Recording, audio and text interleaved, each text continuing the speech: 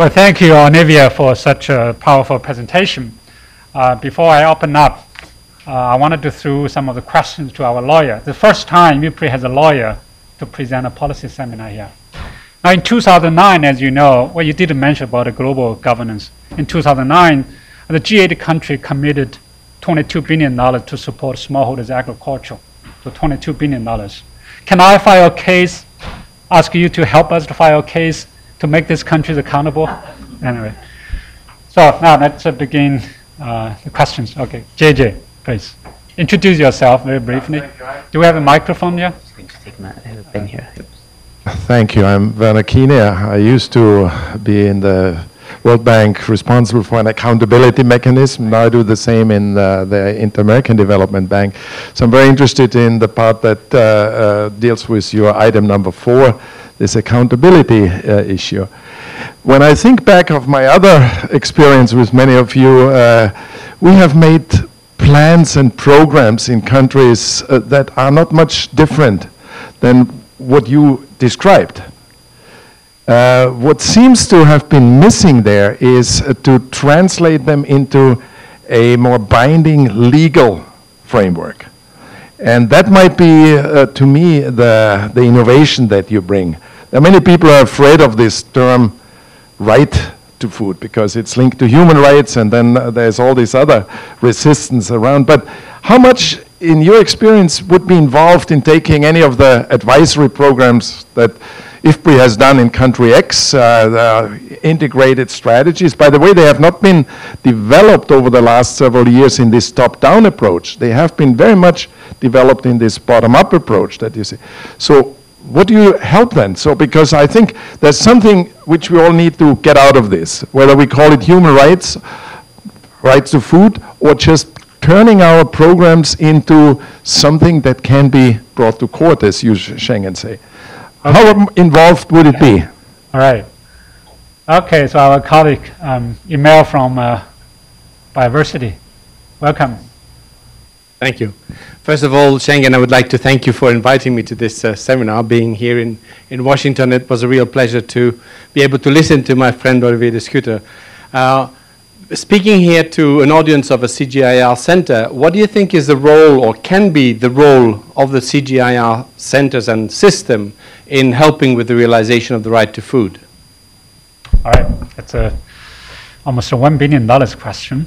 Okay, any other? Okay, there's another hand. Tolu?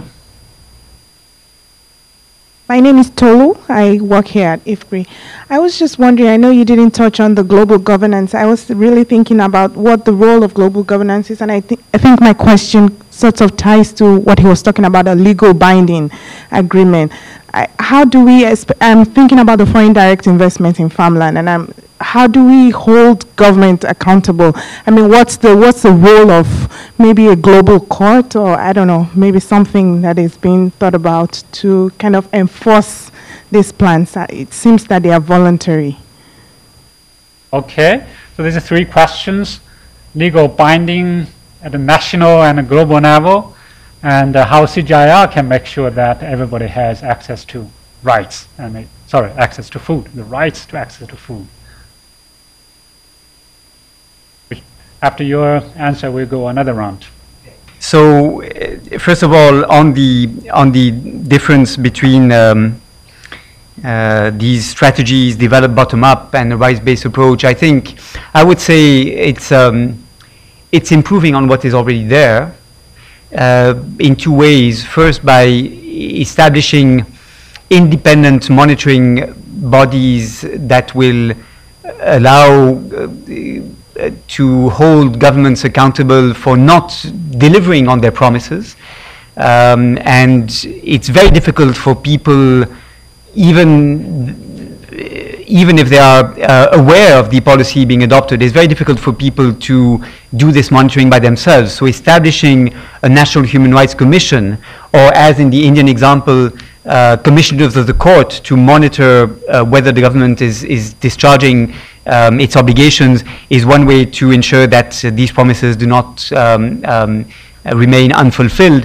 And the second would be, in my view, some accountability being established. In other terms, a price has to be paid for these strategies not to be followed through. And the price is generally just a political price, but it can be a high price nevertheless. Once there's an independent body to say, look, 3 years ago you've been promising to put that much in agriculture and that much into supporting small farmers cooperatives, and you've done 1/10 of what you promised, it can lead the political cost for the governments to be quite high.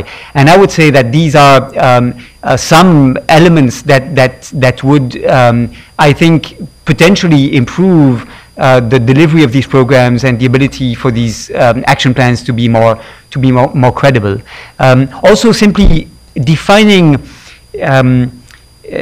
needs as rights and defining people as holding entitlements against governments is one way to inform them about what the government is to deliver to them, and to give them the incentives to complain if things are going wrong. And for example, the National Rural Employment Guarantee Act in India is one that is interesting because it is in that sense rights-based. It's based on a very great insistence on the transparency of revenues. Is based on the information of people about the rights they have to have 100 days of employment if they are unemployed in rural areas. And the risk of corruption, misuse of resources at local level is significantly diminished by these elements being brought into the picture. And frankly, I mean, I'm not nearly as familiar as those in this audience with the way agricultural policies have been implemented in developing countries, but from the few policies I could study in some detail, I saw many policies which benefited only the best connected and the best geographically located farmers, and not the poorest farmers who needed most to be supported. And if it were rights-based, if it were an entitlement they had a right to, and if they were informed about these rights, things might have worked out better. The question of Émile Frison from, of course, Biodiversity International, which you are all very, very familiar with, is, of course, difficult for me to address because I'm not quite as familiar as you are with the CGIAR system. I believe that, let me say this in a very cautious way, the image that the CGIAR system has is that it's been extremely effective in improving productivity by doing research that could improve the yields in the past 30 years or so, 20 years. It now is increasingly understood, however, that we need to focus support on the groups that have been under-supported hitherto, particularly small-scale farmers working in the most difficult environments. And it is a different way of looking at what success means if we ask the question, do the poor farmers benefit? And are the systems that we support, the crops that we do research on, the type of distribution systems that we promote benefiting those poor segments of the farming population? For example, farmer seed systems, seed banks, seed fairs are as important as the promotion of new varieties that will benefit the more capitalistic-oriented or entrepreneurial-oriented farmers that can afford to buy their inputs at high prices because they produce enough volumes for the markets. Or, for example, we know that much research has gone into some major plants for which there was a solvent market that companies could sell to.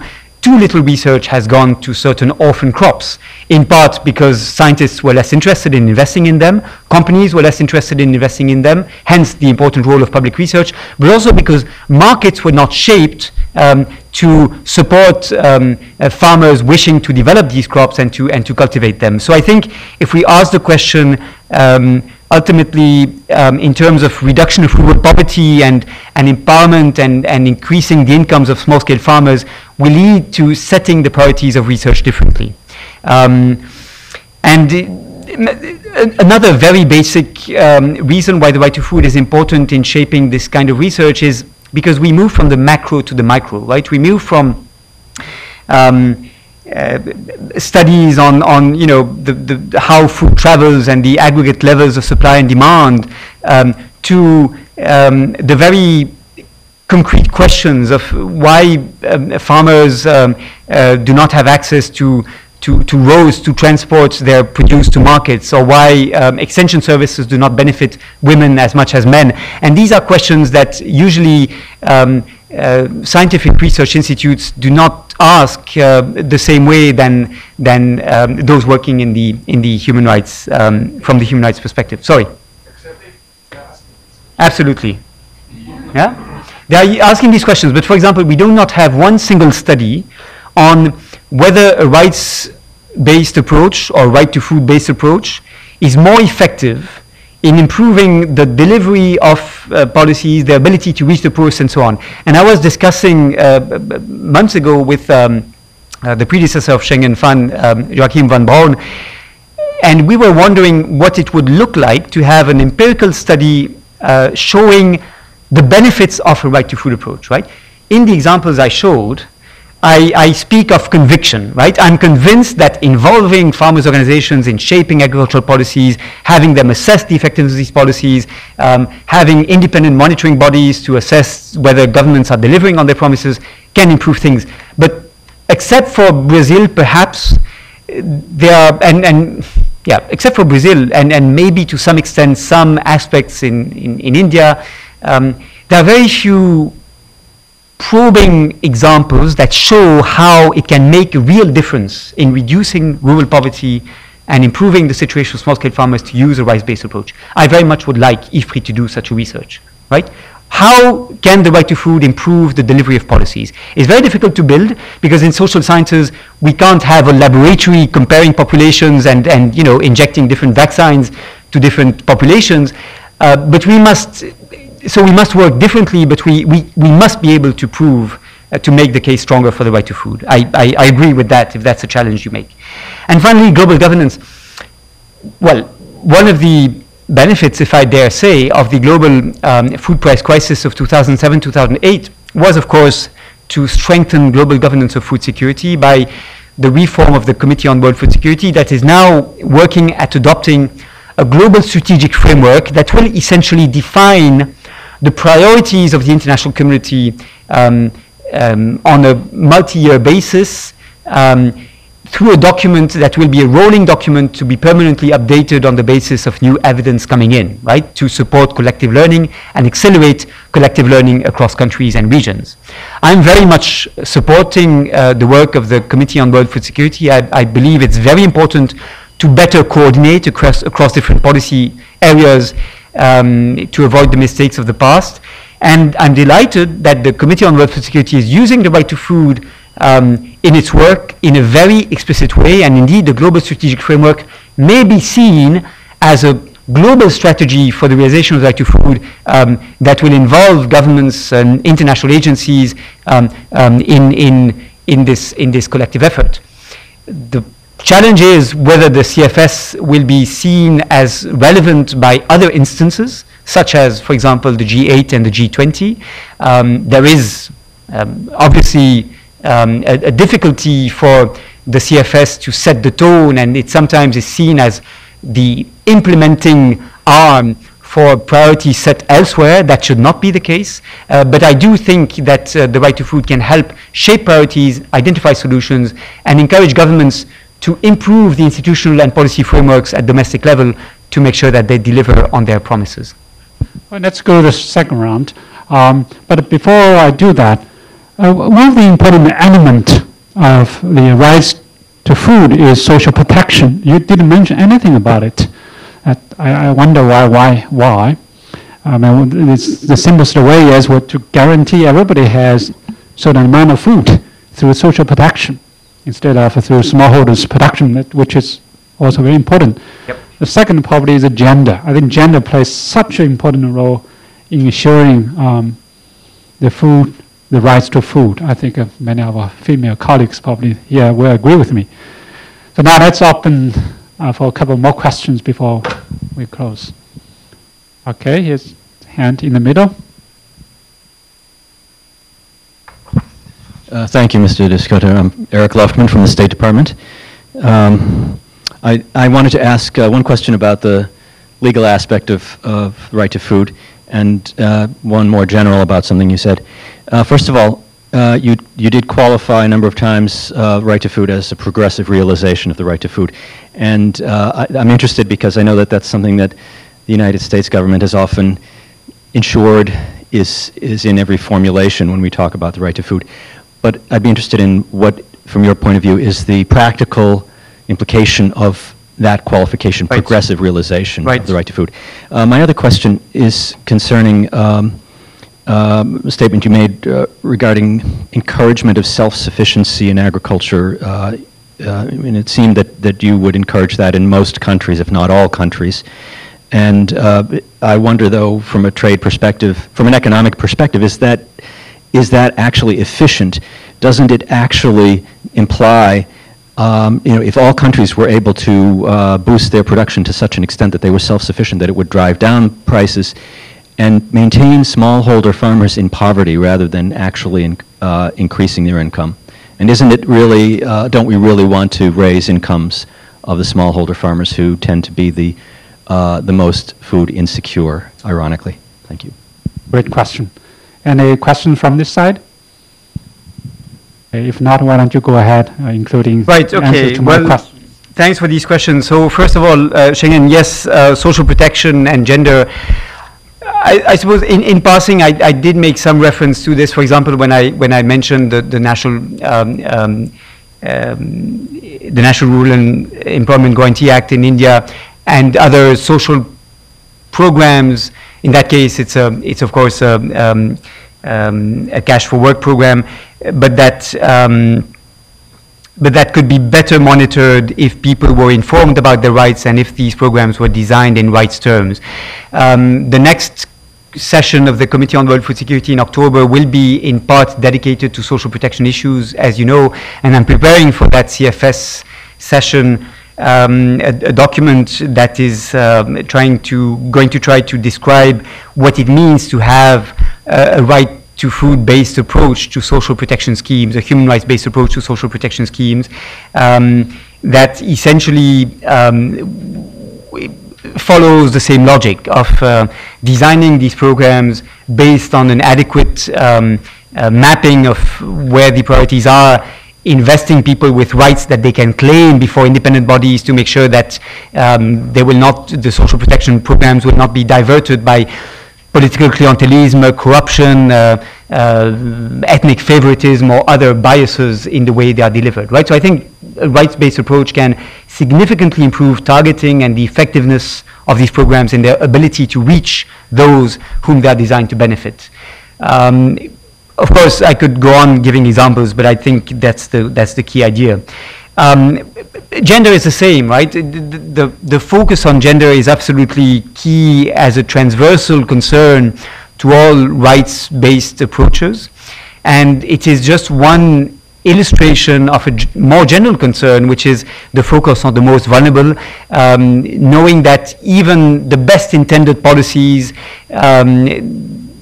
if not informed by an information disaggregating the impacts across different groups benefiting, may fail to take into account the views or the specific situation of certain of the weakest, poorest, most disempowered groups of the population. And of course, women are very often amongst these groups.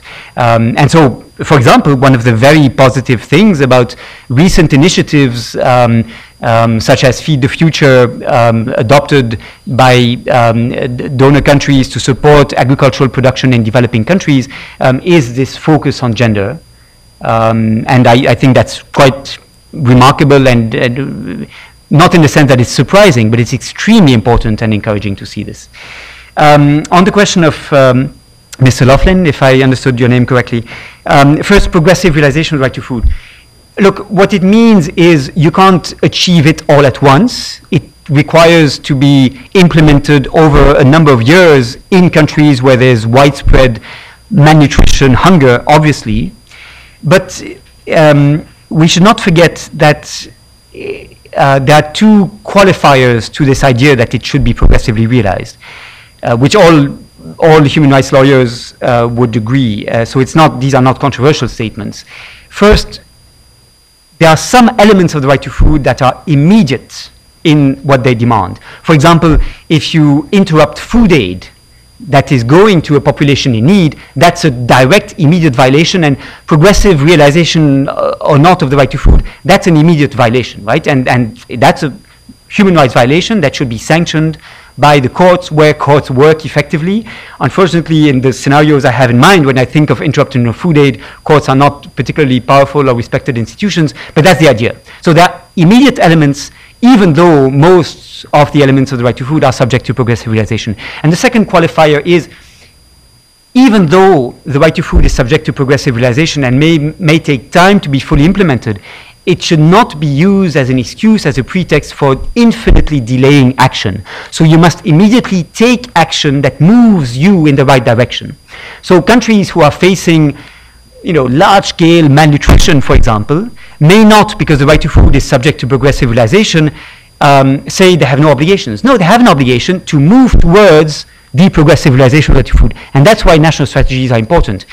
It may take 7, 10, 12 years to move from 60% child malnutrition rate to 10%, but you must do things in between, and it's all the more important to move swiftly if the long-term objective seems far away, right? So that is basically how progressive realization is interpreted.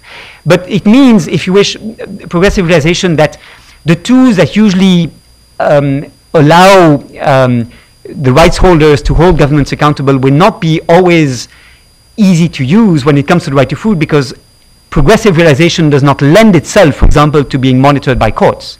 You need national plans, you need other monitoring systems, you need participatory governance systems that will provide the accountability we need for what needs to be progressively realized, right? So these independent bodies I mentioned will be there to make sure that the government adopts policies, that these policies are followed through, and Conceia in Brazil is one example, right? And then your last question on, basically self-sufficiency. I don't like that term, but I may have used it in the way I express myself. What I mean is, again, not something particularly controversial. Everybody thought for many years that to help developing countries, we needed to feed them. We now understand that's been a mistake. It was generous, it was well-intended, but it was a mistake. We now understand we have to help these countries feed themselves. And only by reinvesting in agriculture in developing countries that have become, over the years, as a result of demographic growth and underinvestment in agriculture, only by reinvesting in these countries' agricultural systems will we achieve, in the long term, food security. We cannot, in other terms, continue to have the dependency on these countries on international markets deepen. That's the very point of initiatives such as the L'Aquila Food Security Initiative mentioned by Schengen a few minutes ago. So we've understood that.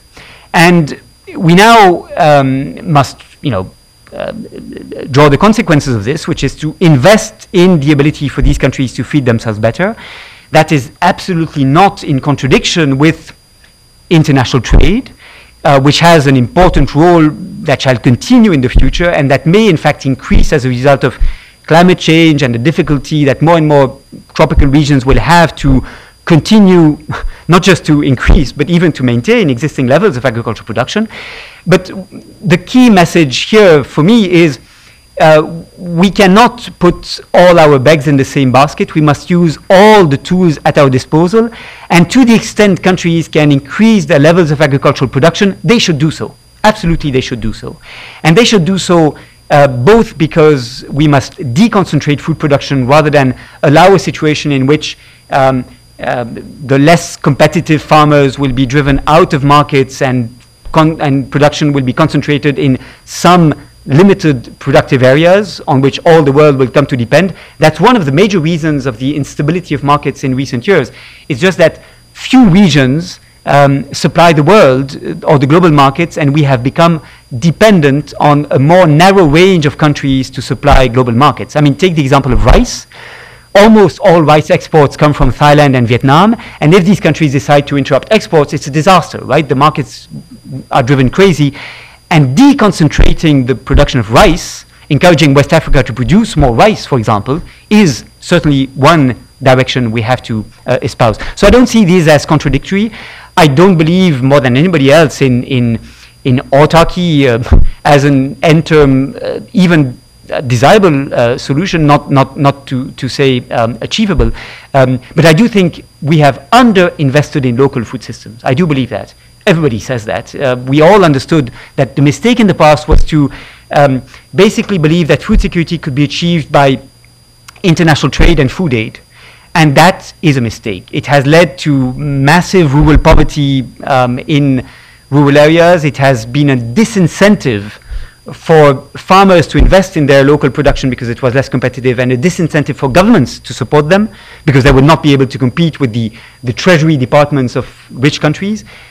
So let's stop this madness and let's move to what the US is doing with Feed the Future, reinvesting in the ability for poor countries to feed themselves. That doesn't mean they will all be self-sufficient. It will take many years just to relaunch agricultural systems.